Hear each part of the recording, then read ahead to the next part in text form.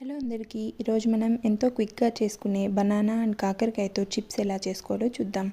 వీటి కోసం ముందుగా బనానాలు ఇలా చెక్కు తీసి పీసెస్గా కట్ చేసి పెట్టుకోవాలి. ఇప్పుడు బాగా మరుగుతున్న ఆయిల్లో వేసి దీన్ని బాగా దోరగా వేయించుకోవాలి. మంట కొంచెం మీడియం ఫ్లేమ్లో పెట్టి బాగా ఎర్రగా అయ్యే వరకు మనం ఫ్రై చేసుకోవాలి. ఇలా ఎర్రగా ఫ్రై అయ్యాక దీన్ని అంతా మనం ఒక గిన్నెలోకి తీసుకోవాలి.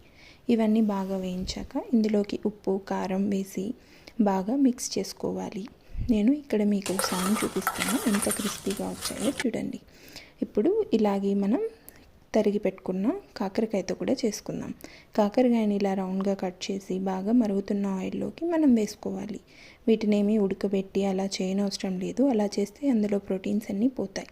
ఇలా బాగా ఫ్రై చేసుకున్నాక ఇందులోకి కూడా ఉప్పు, కారం వేసి బాగా మిక్స్ చేసుకుంటే మనకి రెడీ అయిపోయాయి. చూసారుగా ఎంతో క్విక్గా చేసుకున్నాం. Please subscribe.